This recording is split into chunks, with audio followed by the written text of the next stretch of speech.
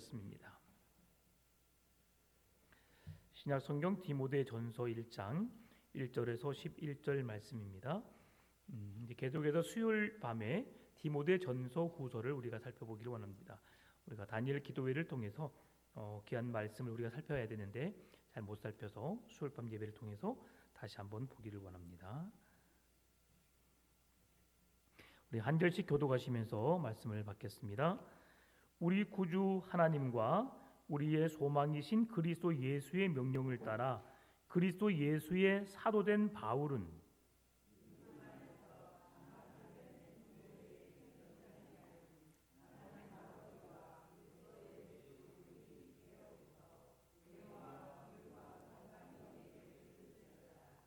내가 마게도냐로 갈 때에 너를 권하여 에베소에 머물라 한 것은 어떤 사람들을 명하여 다른 교훈을 가르치지 말며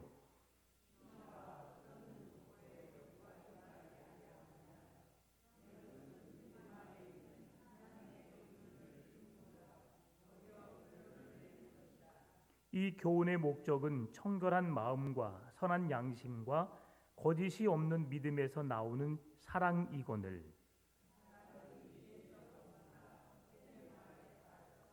율법의 선생이 되려 하나 자기가 말하는 것이나 자기가 확증하는 것도 깨닫지 못하는도다.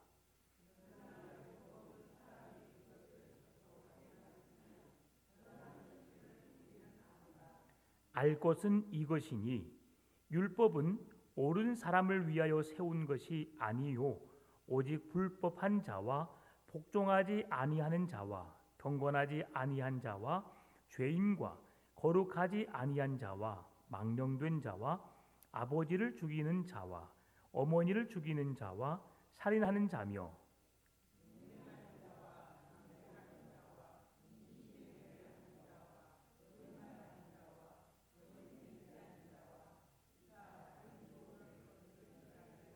같이 읽습니다. 이 교훈은 내게 맡기신 바 복되신 하나님의 영광의 복음을 따름이니라. 아멘. 디모데 전후서 계속해서 말씀드리지만 목회 서신입니다. 어떻게 하면 교회를 바르게 세워갈 것인가, 또 바울이 교회를 세워가다가 그의 영적인 아들인 디모데에게 그 교회를 세우도록 위임하는, 그래서 그 교회를 디모데가 이제 관리하고 또 성도들을 양육하고 바른 교회를 세워가기 위한 그런 인수인계 과정 속에서 지금 디모데에게 주는 권면의 말씀이라고 할 수 있습니다. 디모데 전서는 바울이 첫 번째 로마 감옥에 갇혔을 때에 그곳에서 풀려난 가운데 이제 전도 여행하는 중에 에베소 교회를 목회하고 있던 디모데에게 보낸 편지가 디모데 전서입니다. 바울은 영적인 아들인 디모데에게 어떻게 목회를 할 것인가, 그리고 성도들을 어떻게 돌볼 것인가. 지금 바울과 디모데의 나이는 상당한 차이가 납니다. 디모데는 한 30대 초중반, 그리고 바울은 한 60대, 이렇게 정확한 나이는 말할 수 없지만 그렇게 나이 차가 많이 납니다.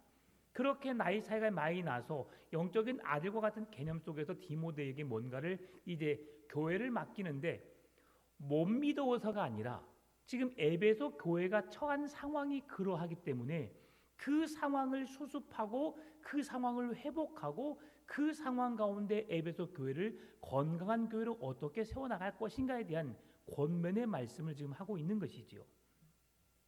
그러면서 성도들의 삶을 바르게 인도하는 것이 무엇인가를 바울이 말하고 있는데요. 그것은 바로 2절이 말씀해 주는데, 아니 2절이 5절이 말씀해 주는데 지금 자막이 없습니다. 선한 양심과 거짓이 없는 믿음에서 나오는 사랑이거늘이라고 말합니다. 교회의 핵심이 뭐라고요? 사랑입니다. 믿음, 소망, 사랑, 이 중에 제일은 사랑이랍니다. 우리 교회 안에 사랑이 넘쳐나기를 원합니다. 여러분, 사랑한다라고 하는 것은 무엇을 말합니까? 그것을 다 이해하고 수용한다는 것을 말합니다. 사랑하면 흠이 되는 것도 부족한 것도 다 채울 수 있는 것이 사랑입니다. 아무리 큰 죄를 짓고 아무리 큰 허물이 있다 할지라도 사랑하면 모든 것이 문제가 되지 않습니다. 우리가 새벽에 호세아서를 읽고 있지요. 호세아서의 주제도 사랑입니다. 고멜과 같은 여인, 하나님이 아닌 다른 이방 나라, 이방 신을 섬기고 있는 이스라엘 백성들을 하나님이 사랑하심으로 그들을 품으시고 그들을 용서하시고 그들을 다시 하나님께로 이끄려는 하나님의 사랑으로부터 출발되었음을 보여주고 있고요. 또한 오늘 이 에베소 교회가 디모데를 통해 세워져 가는 과정 속에서 그 교회가 무엇이 필요한지를 우리에게 가르쳐주고 있는데 사랑임을 말씀해주고 있습니다. 여러분, 사랑은 우리에게 있어서 가장 값진 것입니다. 아무나 사랑할 수 없죠. 사랑하고 싶어도 사랑할 수 없는 사람이 있습니다. 정말 그냥 그 사람 이름만 보고 그 사람 뒷모습만 봐도 사랑하지 못할 존재가 있습니다. 그런데 이것은 내 기준에 의해서지요. 내가 그를 사랑할 마음이 없기 때문에 사랑할 수 없는 겁니다. 그러나 주님은 말씀하시죠. 누구까지도 원수까지도 사랑하라고 말씀합니다. 우리 교회 안에 어떤 사람이 오든 이 교회는 사랑이 넘치는 교회다라는 것을 느꼈으면 좋겠어요. 쉽지 않죠. 그러기 위해서는 우리가 발벗고 나서야 합니다. 가만히 지켜보고 누군가 왔군, 그래 교회 잘 나오고 있네 라고 바라만 봐서는 안 되는 겁니다. 내가 더 희생하고 내가 더 다가서야 하고 내가 더 노력을 해야 되는 것이죠. 예수님이 그 사랑을 이루시기 위해서 하신 일이 무엇입니까? 내가 너희를 사랑한다 라고 말씀만 하지 않았어요. 예수님의 사랑은, 하나님의 사랑은 독생자 외아들 예수 그리스도를 내어주기까지, 그 내어줌이라고 하는 것은 그 생명도 아깝게 여기지 않고 생명까지 우리를 위해서 죽으시는 그 자리까지 내려가시는 것을 사랑이라고 말씀하셨습니다. 우리가 누군가를 사랑한다고 해보지만 안 돼요, 못해요, 할 수 없어요 라고 하는 그 여러분의 고백 속에 여러분은 정말 그 사람을 죽기까지 사랑해 보았는지, 예수님이, 하나님이 나를 사랑하신 것만큼 나도 그 사랑을 행한다고 하는데 그 사랑을 내가 하고 있는지. 여러분, 성경은 두 가지로 우리가 요약할 수 있습니다. 하나님 사랑과 이웃 사랑이죠.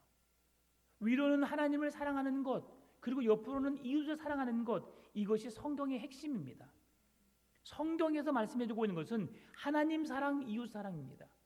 그래서 십자가가 하나님을 사랑하는 것과 이웃을 사랑하는 것이 연결되어진 것이 십자가의 사랑입니다.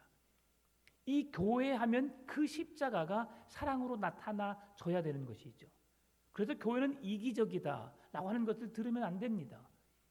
손해를 보고 마음이 아프고 불편해도 교회는 그걸 다 수용해야 되고 포용해야 됩니다.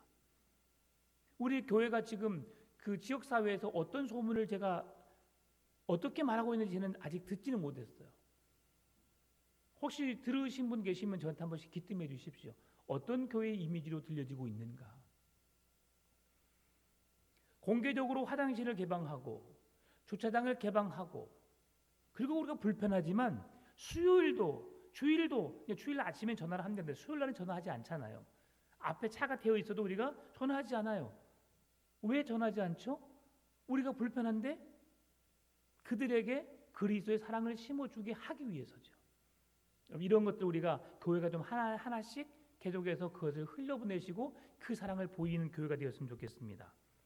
오늘 바울은 이 머릿말을 통해서 오늘 발신자와 수신자를 밝히고 있는데요. 왜 발신자와 수신자를 밝히고 있을까? 그것은 분명히 뭔가의 의도를 가지고 있음을 우리에게 보여주고 있는데, 다시 한번 1절 2절 말씀 읽어볼까요?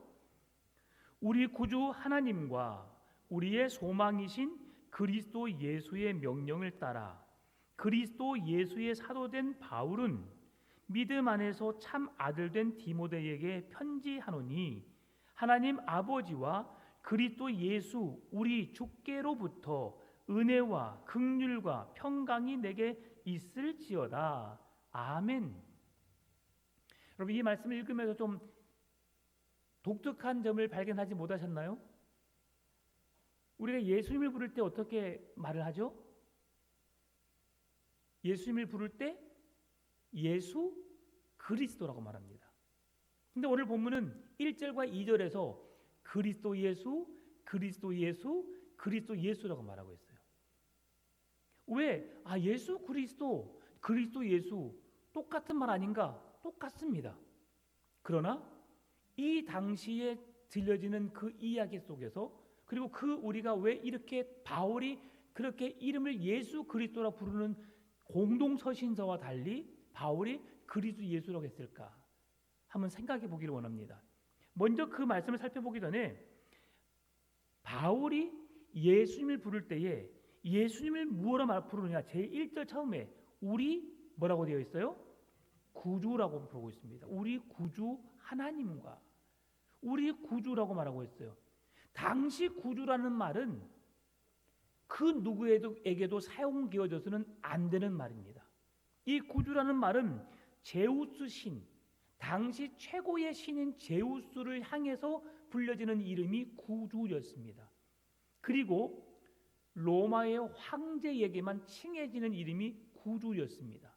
황제에게 불려지는 이름이 구주였어요. 그 외에 다른 이름으로 불려져서는 안 되는 이름입니다. 그런데 지금 바울은 감옥에 들어갔다가 나온 죄수의 신분에서 이제 막 회복된 상태예요. 그러면서 에베소 교회에 목회자인 디모데에게 편지를 하면서 가장 첫 머릿말에 우리 구주라는 말을 쓰고 있죠. 이것은 무슨 말씀이냐면 지금 우리가 구주라고 불러야 할 정확한 명칭에 대해서 그들에게 알려주고 있는 겁니다. 우리의 구주는 구원자, 메시아, 하나님의 이름을 우리가 언급하고 있는데 제우스라고 하는 그 신 그리고 황제라고 하는 그 이름에 구주라고 부르는 이름은 걸맞지 않음을 명확하게 하기 위해서 구주라고 하는 분이 누구냐? 그 뒤에 따르는 하나님이다. 그리고 그리스도 예수가 우리의 구원자가 되신다. 구주가 되신다라고 하는 것을 바울이 처음 서두부터 이야기를 하고 있는 겁니다. 참된 구주가 누구일까? 제우스? 아니면 로마 황제? 아니다. 누구요? 이 세상을 창조하신 하나님 그리고 우리를 죄에서 사망 가운데 건져주신 그리스도 예수가 우리의 진정한 구주이심을 밝히고 있다는 사실입니다. 이렇게 하나님은 구원자로 예수님은 우리의 소망 되신 죄와 사망으로부터 건지신 우리의 참 소망이 되시는 분이 예수님이심을 우리의 구원자가 하나님 되심을 성경은 말씀해주고 있다는 사실입니다. 그래서 바울은 자신을 어떻게 말하고 있느냐? 1절 하반절부터 우리 구주 하나님과 우리의 소망이신 그리스도 예수의 명령을 따라 그리스도 예수의 사도된 바울이라는 말을 쓰고 있습니다. 여러분 지금 바울이 누구에게 편지를 쓰고 있어요? 디모데에게. 그러면 디모데는 바울이 그리스도 예수의 사도라고 하는 것을 알까요, 모를까요? 알지요. 그의 스승인데 그가 어떻게 해서 예수님을 만난 사건 사도행전 9장에서 예수 믿는 사람을 핍박하러 가기 위한 그 다메섹이라는 도상에서 하나님을 만나게 되었고 예수님의 음성을 듣게 되었고 예수가 누구인지 알게 되었고 그리고 예수에 의해서 그리스도의 복음을 증거할 수 있는 증거자로 하나님의 전도자로 그가 세움받았다는 사실을 그 누구보다 잘 알았을 겁니다. 그런데 왜 디모데에게 편지를 보내면서 바울은 이 서두에 발신자와 수신자에 대한 정확한 명칭을 사용하면서 그렇게 기록했을까요? 제가 중간 한 2주 정도 그 디모데 전서 후서의 말씀을 주일에 한 번씩 말씀을 전했을 때에 그 말씀을 드렸지만 그렇게 하는 이유가 있었어요. 지금 이 에베소 교회는 거짓 교사들로 인해서 복음이 왜곡되고 있어요. 잘못된 가르침, 영지주의자들 그리고 그런 잘못된 율법에 대해서 그런 가르침으로 인해서 복음이 왜곡되고 있고 복음이 복음으로서 본질을 잃어가고 있는 상황에 지금 그 복음을 향해 서 있는 복음이 기초가 되고 복음이 기준이 되고 복음 안에 서 있어야 할 교회가 어떤 터 위에 어떤 기준 위에 서 있어야 할까를 바울이 명확하게 찝어주고 있는 겁니다.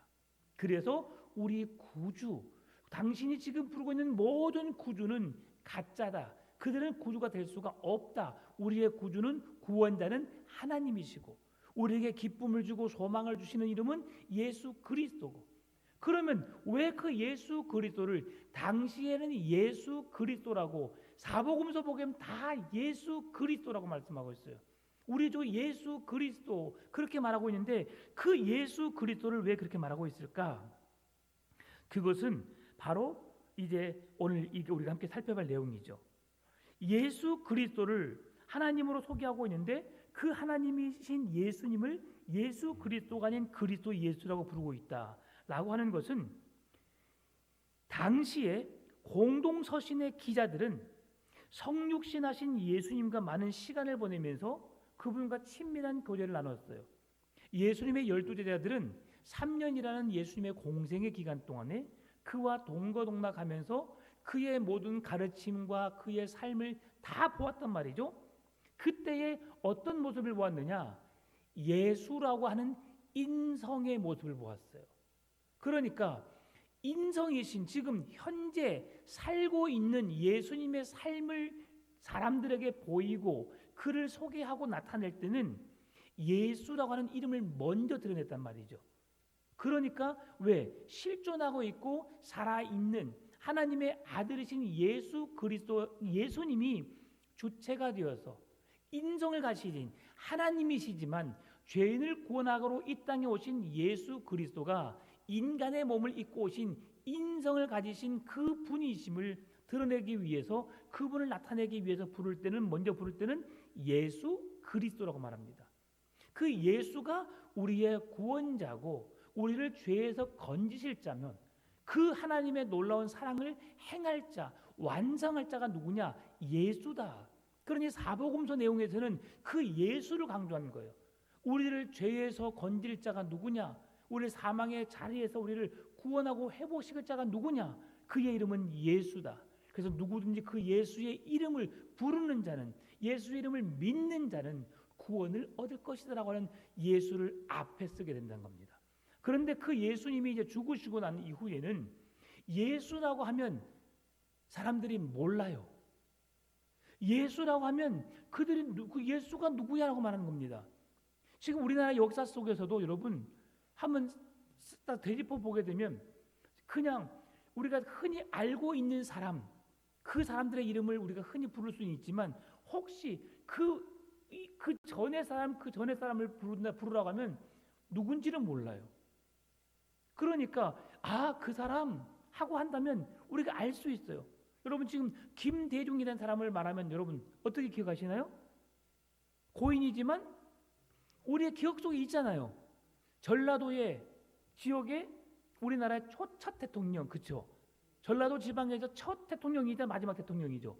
그래도 우리는 그 김대중이라는 사람 하면 우리 대통령이었지라고 우리가 기억할 수 있어요. 그런데 그 전에 우리가 지금 우리 3.1 운동을 했거나 어떤 그런 역사 속에서 있던 그런 사람, 우리가 이승만이나 김구나 이런 분들은 흔히 알아서 알 수 있잖아요. 근데 그 전의 사람들은 또 그 속에 섞여 있는 누군가를 말한다면 잘 몰라요. 그 한 예가 뭐냐면 요셉의 이야기죠. 요셉이 애굽으로 팔려가서 보디발 장군의 집에 있다가 이제 왕의 포도주, 떡 맡은 관원장, 술 맡은 관원장을 그의 꿈을 해적해 줌으로 애굽의 국무총리가 되었잖아요. 그리고 하나님이 약속하신 말씀이 아브라함에게 주신 생육하고 번성한 땅에 충만하는 창조의 말씀이 아브라함에게 하늘의 별과 같이 바다의 모래처럼 그 수많은 민족을 이루겠다고 약속하셨는데 그 약속된 말씀이 먼 훗날 400년이라는 시간이 흐르고 난 이후에 그 민족이 기하급수적으로 성장해 있음을 보게 되었잖아요.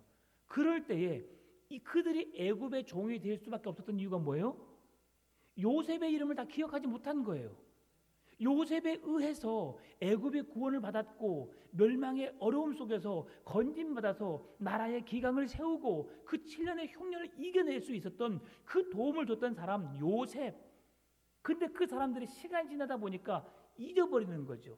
지금 이것을 이야기하고 있는 거예요. 예수라고 하는 이름이 당시에 그 예수님이 살아계실 때는 그 예수의 인성을 통해서 예수의 살아계신 그 일들을 통해서 구원을 이루신 예수의 이름을 먼저 언급하지만 이제 한 몇십 년 지나고 난 이후에 사람들이 그때 그랬었지라고 하면서 점점 좀 잊혀져가는 인물 속에서 이제 그러면 그들에게 그래서 바울이 우리 구주라고 말하는 것이 뭐냐면 우리를 구원할 자, 죄에서 건질 자, 그가 누구신가를 드러내기 위해서 먼저 서두에 구주라는 말을 썼고 그리고 예수님의 이름을 부를 때 그리스도 예수라고 하는 것이죠. 왜 그리스도라고 하는 말을 먼저 썼느냐? 그리스도 예수는 우리에게 있어서 예수님의 놀라우신 구원, 예수님의 놀라우신 능력, 예수님의 그 하나님의 아들 되심을 증명해내는 이름이 바로 그리스도라는 이름이거든요. 자, 여기서 잠깐 예수님, 하나님의 이름을 정리해서 제가 한번 설명해 드려 볼게요. 주는 뭐라고요? 하나님이에요. 우리가 주여라고 할 때 주는 누구를 지칭하는 말이라고요? 하나님이에요. 그러면 예수는 사람의 몸을 입고 이 땅에 오신 하나님의 아들이신 성육신하신 인간의 몸을 입고 오신 예수를 부를 때 예수예요. 그리스도는 하나님께서 기름 부은 메시아 구원자라고 하는 것이죠. 그러니까 지금 그 다음에 주님이라고 했을 때 주님은 하나님께서 사람의 육신의 몸을 입고 오신 분, 이것은 바로 예수님과 동일한 분이라 할 수 있죠. 하나님이신 예수님이 사람의 몸을 입고 오셔서 사람들이 어떻게 했어요? 주님이라고 불렀잖아요. 그럴 때 그 예수님이 이 땅에 오신 그 사건을 예수의 이름과 동일하게 불려진 이름이라고 하는 거죠. 그러니까 지금 그리스도는 하나님께서 기름 부은 메시아 구원자로 지칭한 이름이에요. 지금 이 당시에 거짓 교사들에 의해서 우리를 구원할 자가 누구인가 라고 했을 때 예수님이잖아 라고 말하면 그분이 누군데 라고 먼저 말한다는 거죠. 그러니까 혼란스러우니까 지금 우리의 참 구원자, 우리의 메시아, 하나님의 아들, 그분이 누굴까? 그리스도야. 그분이 구원자야. 그 이름은 뭐냐면 그리스도, 우리를 죄에서 구원할 하나님의 기름 부어서 메시아로 구원자로 세우신 자, 그분을 그리스도라고 부르는데 그의 이름은 예수래. 그래서 그리스도 예수라고 부르는 겁니다. 이해가 되시죠? 그래서 똑같은 이름이지만 그 시대 당시 사람들에 의해서 불려지고 기억되어야 할 이름, 그래서 그 이름을 그렇게 불렀다라고 하는 것을 말씀드릴 수 있습니다. 이 말씀을 조금 더 이해하기 위해서 우리가 누가복음 4장 18절 19절 말씀 보게 되면요, 주의 성령이 내게 임하였으니, 주는 누구예요? 하나님의 성령이 내게 임하셨으니 이는 가난한 자에게 복음을 전하게 하시려고 내게 기름을 부으시고 나를 보내사 포로된 자에게 자유를, 눈먼 자에게 다시 보게 함을 전파하며 눌린 자를 자유롭게 하고 주의 은혜의 해, 누구? 하나님의 은혜의 해를 전파하게 하려 하심이라 하였느니라라고 말씀해 주고 있어요. 하였더라. 그래서 주라고 하는 것은 하나님의 이름을, 그리고 예수는 예수, 그리스도는 메시아 구원자이심을, 주님은 이 땅에 성육신하셔서 오신 예수님을 주님이라는 호칭으로 사용했다라고 하는 것을 이해할 수 있습니다. 그래서 바울의 유일한 소망, 바울이 그 예수님을 만나고 예수님이 우리의 구원자 되심을 고백하기 위해서 바울은 그를 나의 주님, 우리의 구주, 그리고 그리스도 예수라는 이름을 통해서 그 혼란스러워하고 있는 에베소 교회에 바른 질서를, 바른 복음의 그 핵심을, 진리를 그렇게 선포하고 있다는 사실입니다. 그러면 오늘 본문의 2절 말씀 보게 되니까 다시 한번 1절 2절, 믿음 안에서 참 아들된 디모데에게 편지하노니 라고 말하면서 여기서 믿음 안에서라고 하고 있습니다. 믿음 안에서는 무엇을 말하고 있느냐면 예수 그리스도 안에서라는 말과 동일합니다. 믿음 안에서 참 아들된 디모데에게 편지하노니 하나님 아버지와 그리스도 예수 우리 주께로부터 은혜와 긍휼과 평강이 내게 있을지어다라고 말씀해 주고 있는 거죠. 바로 하나님의 아들이신 예수 그리스도 안에서, 예수 그리스도를 믿는 믿음 안에서 너희에게 참 평안과 은혜가 넘치겠다. 근데 여기에서 또한 독특한 말이 나오는데요, 긍휼입니다. 다른 모든 복음서, 공동 서신서 보게 되면 은혜와 평강이 내게 있을지어다라고 말하고 있어요. 근데 오늘은 그 은혜와 평강 가운데 하나님께 주신 뭐가 있어요? 긍휼이 있어요. 은혜, 긍휼이. 그럼 이건 무엇을 의미하는 것일까? 은혜는 바울의 사상이요 성경의 핵심 진리입니다. 은혜가 뭐예요? 값없이 주신 선물이죠. 하나님께서 우리를 불쌍히 여기사 우리에게 구원을 베푸시는데 값을 주고 산 것이 아니라 값없이 주시는 은혜다. 값없이 주신 선물이다. 이것이 은혜입니다. 예전 그 로마 황제가 이 세상을 다스릴 때 교황이, 지금도 그 로마는 교황이 큰 대통령보다 더 위에 있습니다. 교황의 권위로 인해서 모든 것이 집행되고 그렇게 이루어지고 있거든요. 근데 그 로마가 가장 큰 죄를 지었을 때가 어떤 거였냐면 면죄부 사건입니다. 면죄부. 그 백성들에게 돈을 주고 내 죄를 속량받을 수 있는 면죄부를 주어서 그 면죄부를 사게 되면 그들이 그 죄를 용서받고 구원을 얻는다라는 그런 속에서 그들이 어떤 자기의 사리 사욕을 챙겼던 것이죠. 이것은 값을 주고 내가 구원을 사는 것. 그래서 이건 가짜인 거죠. 가짜. 근데 은혜라고 하는 것은 하나님이 나를 너무 사랑하셔서 나는 사랑하고 있지 않아도 하나님이 나를 너무 사랑하셔서 내게 그 구원의 기회를 주시는 사건, 값없이 그것을 선물로 내게 주시는 것, 이것을 은혜라고 말합니다. 그러니까 은혜가 얼마나 소중합니까? 그래도 하나님의 은혜는 하나님이 내게 주시지 않으면 나는 살 수 없어요. 그래서 은혜가 필요한 거예요. 왜? 나 같은 자가 어떤 이유로 뭐가 구원받을 수 있는 어떤 근거가 있어서 내가 구원을 받았을까? 없어요. 그래서 우리는 은혜로 구원받았다. 하나님이 나에게 구원을 선물해 주셔서 내가 구원을 받게 되었다라고 하는 것은 이것이 바로 은혜라는 표현입니다. 근데 그 은혜를 어떤 은혜를 받았느냐? 긍휼의 은혜를 받았어요.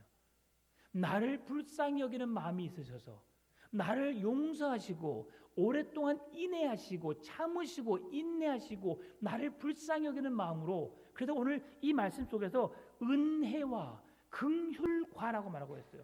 그 긍휼의 은혜로 불쌍히 여김으로 죄인된 내가 속량받을 수 없고 용서받을 수 없는 나를 불쌍히 여기심으로 사랑하는 그 마음으로 주님이 품으셔서 우리에게 그 은혜의 결과가 뭐냐?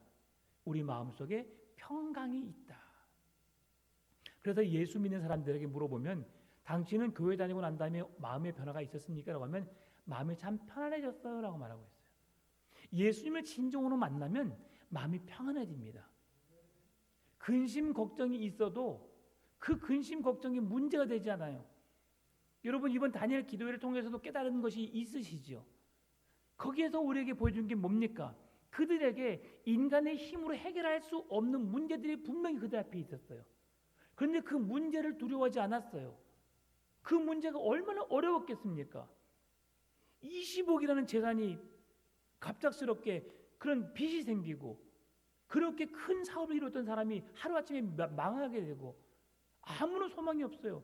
여러분 1,000만 원만 1억 원만 우리가 빚을 진다 할지라도 지금 당장 우리가 1억 원 갚으려면요 하루에 아무리 일한 노동자가 지금 우리나라 돈을 많이 준다 할지라도 10만 원, 20만 원 사이입니다. 그러면 하루에 20만 원 번다 할지라고 생각해보면 열흘이면 200만 원이고 100일이면 2천만 원이요. 1년을 다 해도 얼마 되지 않아요. 6천만 원, 한 7천만 원, 7,200만 원 정도 벌겠네요.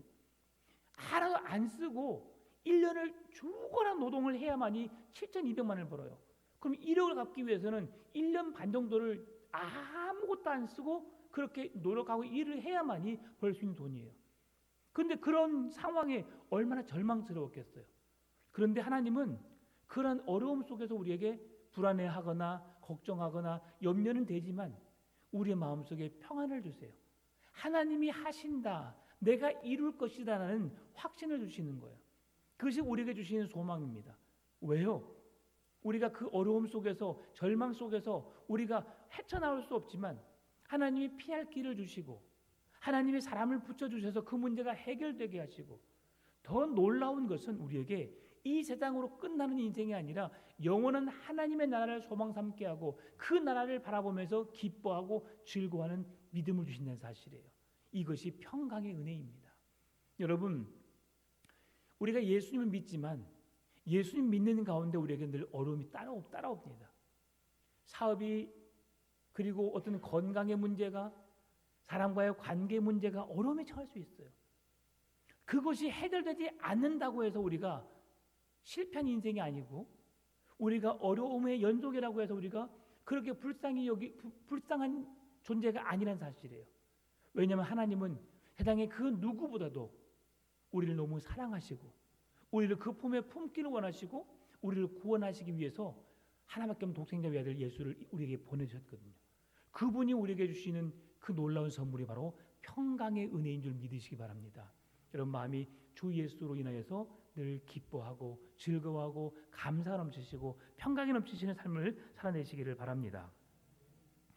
그러면 바울이 오늘 디모데에게 에베소 교회를 통해서 남겨두고 싶은 그런 마음이 무엇이었을까? 바울이 그가 할 수 없는 일을 이제 디모데가 감당해야 하는데, 바울은 여러 지역, 여러 교회를 돌아보면서 그 교회를 관리하다 보니까 한 교회에 머물 수 없었던 거죠. 그러니까 디모데에게 그것을 가르치고 있는데요. 당시 그 안에 살고 있었던 백성들은 오늘 본문이 말씀해주고 있는 것처럼 4절에서 신화와 끝없는 족보, 그들은 신화를 그리고 족보를 늘 즐겨 사용함으로 하나님 말씀보다 더 앞서서 더 귀한 것으로 여겼다는 것이죠. 지금은 그렇지 않습니다. 거의. 지금은 그렇지 않죠. 그 사람을 만나면 안녕하세요 하고 인사합시다. 제가 오경환입니다. 그래서 누군가가 하면 네, 누구입니다라고 하면 어디 오셨습니까? 족보 지금 몇 대십니까? 예전에는 그랬었어요. 그러죠. 지금 그렇게 하세요? 이제 안 해요. 참 제가 놀라운 은혜가 있었던 거 아닙니까? 제가 옷이 그렇죠? 옷이에요. 동복 옷입니다. 예. 귀은 공파. 제가 27세 손. 그래서 27세 손으로 제가 놀라운 은혜가 있었어요. 우리 아내, 우리 어머니, 장모님이 옷이에요. 그리고 그 아버지가 옷이잖아요. 근데 그 외할아버지가, 우리 아내 외할아버지가 족보를 엄청 따지는 사람이에요. 그래서 이제 처음에 인사를 하러 갔더니 조카 사이 왔는가 딱 해서 그렇게 해서 아주 위험 있게 키도 크시고 막 멋지신 분이거든요. 그래서 하시더라고요. 그래서 예, 안녕하세요. 그래서 인사를 드렸죠.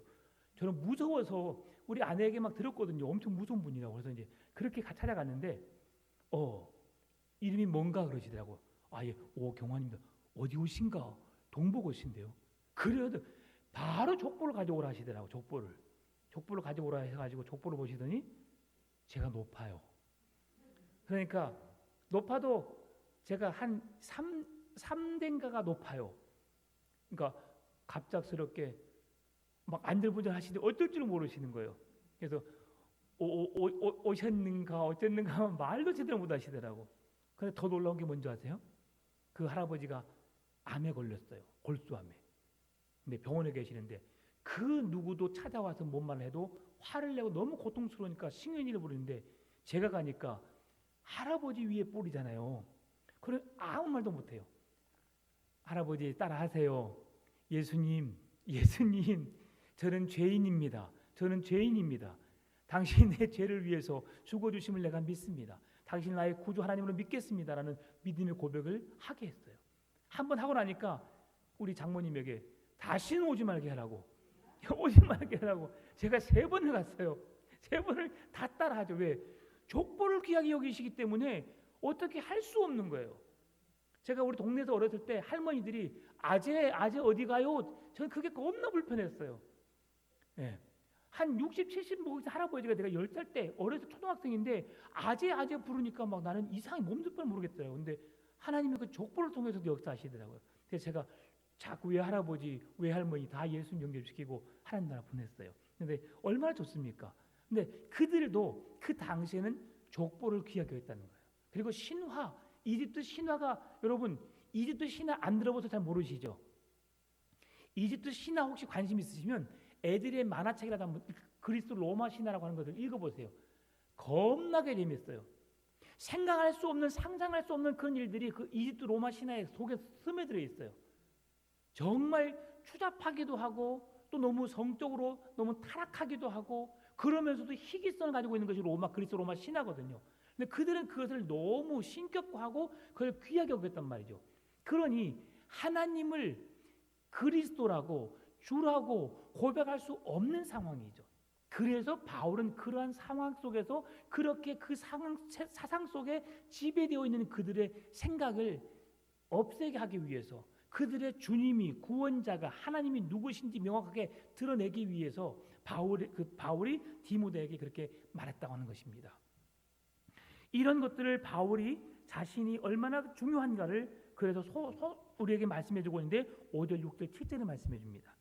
이 교훈의 목적은 청결한 마음과 선한 양심과 거짓이 없는 믿음에서 나오는 사랑이거늘 사람들이 이에서 벗어나 헛된 말에 빠져 율법의 선생이 되려 하나 자기가 말하는 것이나 자기가 확증하는 것도 깨닫지 못하는도다.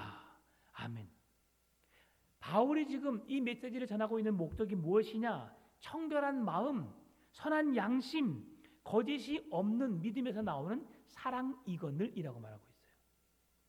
여러분, 사랑할 수 있는 사람을 사랑하는 것, 이건 초등학생들도 다 합니다. 사랑할 수 있는 사람을 사랑한다는 건 세상 사람 다 할 수 있는 거예요. 왜? 어린아이가 태어났어요. 사랑스러워요, 안 사랑스러워요? 사랑스러워요. 이쁘고 안 이쁘고는 나중에 일이지 그 아이의 생명이 얼마나 귀합니까? 그러니 너무너무 사랑스러운 거예요. 그런 사랑은 누구나 할 수 있어요. 그런데 나를 저주하고 나를 힘들게 했고 나를 보증서게 해서 나를 망하게 했고 나로 인해서 어떤 큰 어려움을 겪겠던 그 사람을 사랑하라고 한다면 여러분 사랑하고 싶어요? 말도 꺼내지 마. 이름도 꺼내지 마. 한 번만 더 이야기하면 당신도 나하고 가까이 하지 않아. 나 당신도 나 몰라 할 거야. 이게 우리 모습이에요. 얼마나 이기적인지 모릅니다. 그게 우리 현 주소입니다. 입술로는 주님 사랑합니다. 제가 사랑하겠습니다라고 말해요. 근데 그들을 사랑하지 못한다면 우리는 진정한 사랑이 아니에요. 오늘 지금 바울은 그걸 말하고 있어요.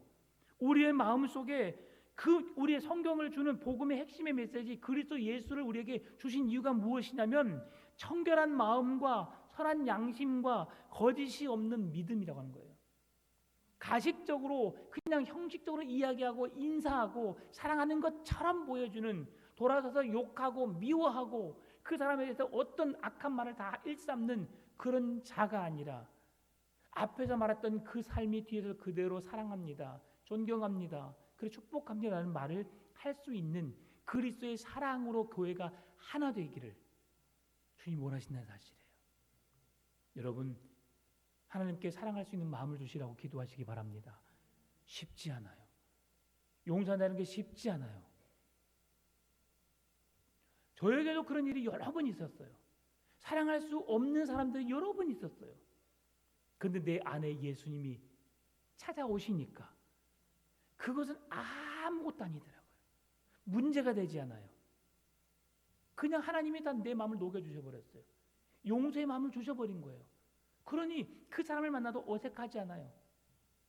가서 인사할 수 있고 가서 이야기할 수 있고 사랑할 수 있어요. 누구든지. 주님이 원하신 게 그것입니다. 그럼에도 불구하고 그 당시 사람들은 거짓 교사가 이러한 진실된 사랑을 알 수 있는 길을 계속해서 변질시키고 왜곡시키고 잘못된 가르침을 통해서 그들에게 그 교회 안에 어지럽히고 있다는 사실입니다. 그래서 사도 요한은 이렇게 말합니다. 사도 요한은 요한 1서 3장 18절에서 자녀들아 우리가 말과 혀로만 사랑하지 말고 행함과 진실함으로 하자. 말로는 뭐든지 다 할 수 있어요. 말로 못할 게 뭐가 있습니까? 배고파. 밥 사줄게. 집이 없는데 집 사줄게 내가. 여러분 돈 필요해요? 얼마 필요해요? 100억? 내가 줄게요 내가. 말은 다 할 수 있어요. 그냥 책임을 못 질 뿐이죠. 그러죠. 말은 왜 못해요? 아, 나 힘들어. 내가 도와줄게. 내가 함께 해줄게. 근데 진짜 힘들 때 있어 없어요? 없어요. 그래서 성경에서 결혼식보다 장례식에 더 힘써서 가라고 하는 말씀이 그거예요. 결혼식은요, 기쁜 잔칫날이에요. 결혼식 날 누가 언제 하는지 여러분 알아요, 몰라요? 잘 몰라요. 우리 이리승 원사님 알아요. 아무도 안 왔거든요. 그래서 저하고 제 아내만 갔으니까 딱 알아요. 그러니까 여러분 잘 보여야 됩니다. 우리 이승호 쌤에게. 그런데 보통 결혼식에 가면 얼마나 많은 사람이 오고 가고 해요. 그러니까 잘 몰라요. 그런데 장례식에 가면 그때 왔었지라고 하면서 그걸 기억을 해요. 왜냐하면 함께 아파하고 함께 울어주고 함께 그 마음을 달래기 위해서 옆에 있었거든요. 그러니까 장례식 가면 여러분 가서 맛있는 것만 먹고 바로 오는 것 별로 안 좋은데 지금은 그렇게 바뀌어버렸잖아요. 함께 같이 울어주고 같이 옆에 있어주고 힘이 되어주고 그것이 사실은 마음을 나누는 거거든요. 그래서 이런 것들 말과 혀로만이 아니라 행함과 진실함으로 하자. 우리의 삶으로 우리의 헌신하는 마음으로 사랑해야 되는 거죠. 쉽지 않아요. 정말 쉽지 않아요. 여러분 남자들이 수고해요, 여자들이 수고해요? 수고가 많아요. 네. 여자가 훨씬 수고가 많아요. 왜 그런지 아시죠? 요즘엔 맞벌이 시대입니다. 아니면 직장이 없으면 같이 쉬어요. 같이 쉽니다. 근데 같이 쉬는데 아침 시간 되면 뭐 해요? 여자들은? 밥을 해요. 또 밥 숟가락 누가 놔요? 대부분 여자가 놉니다. 남자가 놓으신 분은 잘하고 계신 겁니다. 설거지 누가 해요? 그냥 의뢰 여자들 다 해요. 근데 그런 것들 도와주려고 마음 먹어도 쉽지 않아요. 저도 도와주려고 노력하지만 쉽지 않아요. 횟수가 저도 뭐 한 달에 몇 번이지 매번 해줄 수는 없어요. 마음은 그래요. 마음은. 근데 그렇게 행하기 쉽지 않다는 것이죠. 요즘에는 치우는 것도 좀 제가 게을러서 좀 더뎌요. 우리 아내는 즉각 반응을 원해요. 이거 좀 해줘? 그러면 바로 움직이길 원해요. 저는 내가 마음이 내킬 때 해요. 불편하죠. 이게 진짜 열심히 하는 게 아니죠. 진짜 마음으로 가서 해줘야 되는데 막 그게 가끔씩 귀찮을 때가 있어요. 쉽지 않아요. 진실함으로 내가 이걸 행함으로 한다는 것 결코 쉽지 않습니다. 그러나 우리가 하나씩 그렇게 바꿔가다 보면 나도 모르게 진실함으로 행함으로 사랑하게 될 줄 믿습니다. 그런 믿음을 주님 앞에 서시길 바랍니다.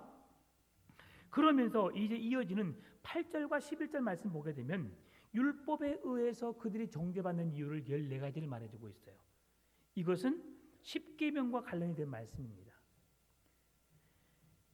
율법은 먼저 불법한 자와 복종하지 아니한 자, 경건하지 아니한 자와 죄인과 거룩하지 아니한 자, 망령된 자를 위한 것이며 이어 아버지를 죽이는 자와 어머니를 죽이는 자, 살인하는 자, 음행하는 자, 남색하는 자, 인신매매하는 자, 거짓말하는 자, 거짓 맹세하는 자 이렇게 말하고 있어요.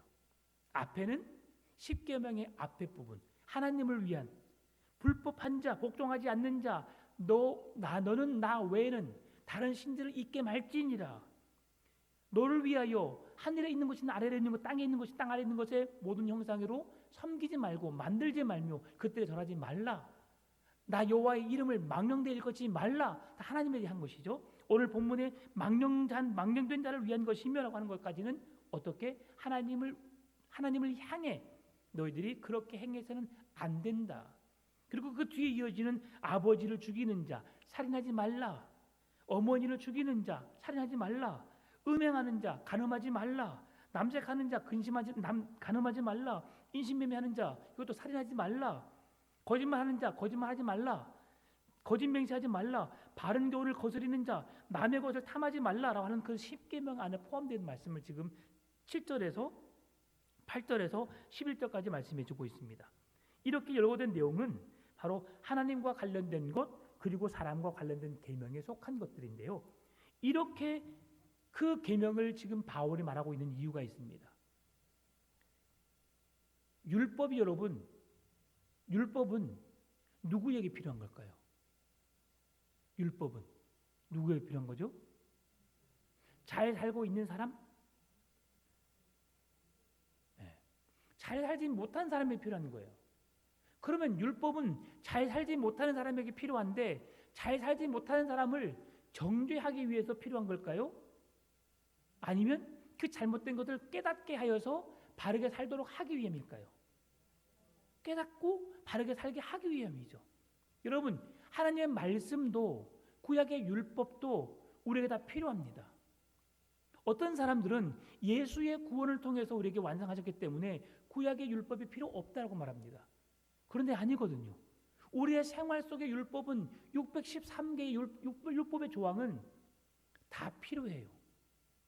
366개는 하지 말라예요. 248개는 하라는 내용이에요.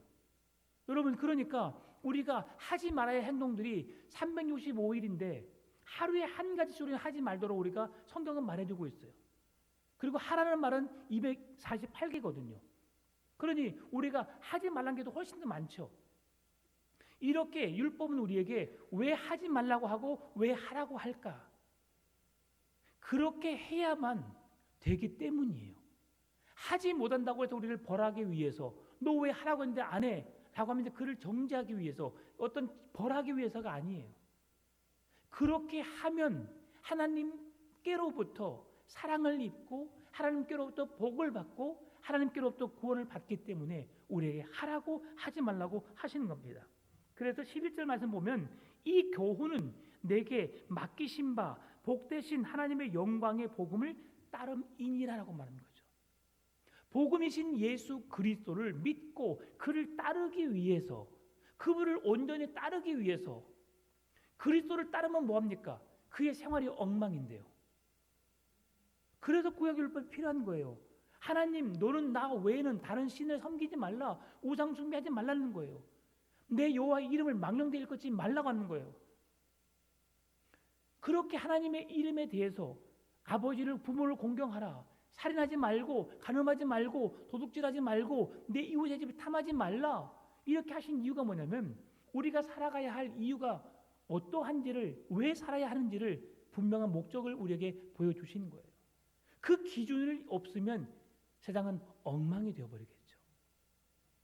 그래서 하나님은 우리에게 건전한 교훈, 바른 교훈을 주셔서 복되신 하나님의 영광스러운 복음에 맞는 삶을 살도록 하나님의 계명, 율법을 주셨다는 겁니다. 이 율법의 기준이 있어야만이 무엇이 옳고 그른지를 알 수 있고요. 지금 거짓 교사들이 잘못된 가르침을 하고 있는데 율법에, 성경에, 복음에 어긋난 것을 가르치고 있다는 것을 어떻게 알 수 있어요? 복음이 기준이 되어야 되지. 그리고 율법이 기준이 되어질 때에 그들이 거짓 증언을 하고 있다는 사실을 알 수 있는 거예요. 여러분, 은행원들이 위조 지폐를 발견하기 위해서 어떤 노력을 하고 있는지 아시죠?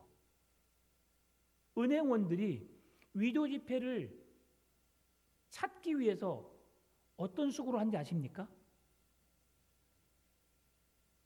1번, 진짜 돈을 날마다 만진다. 2번, 가짜 돈을 날마다 확인하여 그것이 진짜인지 거짓인지 구별한다. 자, 1번, 2번, 네, 1번입니다. 1번. 진짜를 알면 가짜가 뭔지를 분명히 알게 되거든요. 그러나 여러분, 이단의 영에 빠지지 않기 위해서는 뭐 해야 되는 거예요? 진짜인 복음을 알아야 되는 거예요. 참 복음이신 예수를 알아야 되고 그분을 만나야 되는 거예요. 그러면 이단의 영에, 거짓 진리에 우리가 빠져들지 않는 거예요. 그래서 하나님을 아는 것과 믿는 것과 그 삶이 같아지기 위해서 우리가 몸부림치는 거죠. 이번 주에 한 셀에서 연락이 왔어요. 목사님, 저희 셀 전체가 성경 공부에 참여하고 싶습니다. 너무 기분 좋은 거예요. 왜? 하나님을 알아야 되거든요. 어떤 분이신지 알아야만이, 그걸 한 번 공부한다고 알겠어요? 몰라요. 그럼에도 불구하고 몸부림치는 거죠. 그 참되신 하나님을 알아가기 위해서 성경이 무엇을 말하고 있는지를 좀 더 명확하게 알기 위해서 몸부림치면 그 뒤에 하나님이 우리를 이방 신에게 거짓 이단들에게 넘어가게 하시겠어요? 하나님 우리를 너무 사랑하시는데 내어주지 않습니다. 참 복음이신 하나님이 우리에게 복음을 통해서 율법을 통해서 하나님을 드러내셨던 것처럼 그 복음을 통해서 하나님을 깊이 만나시고 오늘 바울이 우리 주, 구주, 그리스도 예수라고 했던 말 그리고 그 거짓 교리를 알아가기 위해서는 참 복음이신 예수를 알아야 하고 복음이신 성경을 통해서 우리가 그 진리를 바르게 알아야 하고 또 율법을 통해서 말씀해 놓으신 그 율법을 우리가 알아야만 이단의 영에 거짓된 가르침에 우리가 빠지지 않는다는 사실을 기억하시고 오늘도 진리 참 진리신 예수 그리스도 안에 참 구원의 은혜를 누리시며 성경을 알아가는 일에 말씀을 묵상하고 주님께로 더 가까이 나가는 일에 힘쓰시는 여러분 되시기를 주님의 이름으로 축원합니다.